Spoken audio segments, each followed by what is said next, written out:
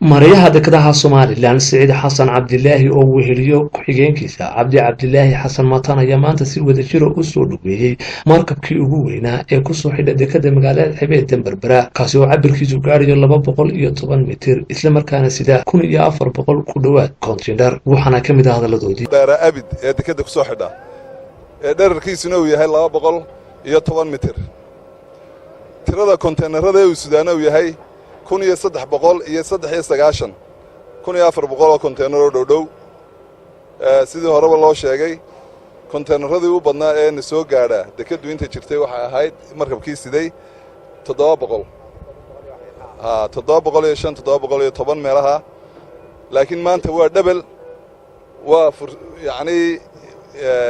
awoodda ay dekedu u yeelatay inay qaabili karto maraakiib waaweyn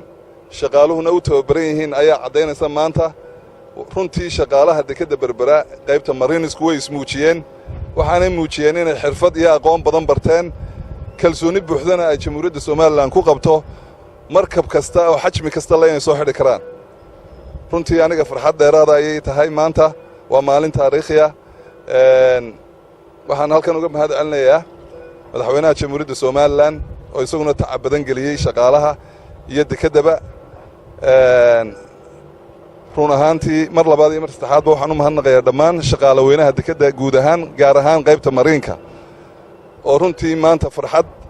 iyo reereyn fara badanna gelisay heegana oo ah 24 saacadood inay soo xidhaan maraakiibta farxada in maanta markabkii ugu weynaa ama ugu dheeraa sida xaddiga ugu badan ee containerada maanta uu soo xidhay taasoo ah 1400 container markabka dhererkiisuna sidii maaray uu sheegay 210 waana kii ugu dheeraa hoos iyo kor muxuu dherer iyo balacba runtii marka aad iyo aad bay runtii farxad noogu tahay iyadoo xilliga dambana aan furayno maraakiib kuwan ka waaweyn inaan soo xidhi doono dekeda ay ka adeegi doonaan walibana hawshaasi ay sii kordhi doonto sii badan doonto marka la dhammaystiro dhismaha nimanka socda ee dekeda cusub ee 400 container 400 mitirka ah insha Allah taala annagoo fulinayna marka sidii maaray uu sheegay awaamiirta madaxweynaha waxa aanu markaasi xirfad iyo tababar iyo nidaam loo sameeyay shaqaalaha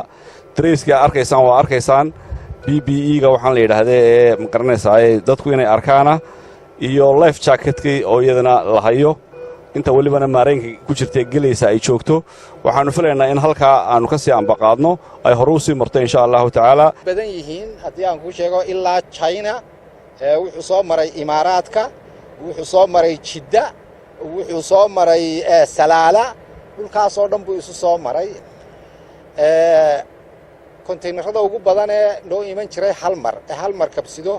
waxa ugu badnaa 750 container oo hal mar yimi inta kale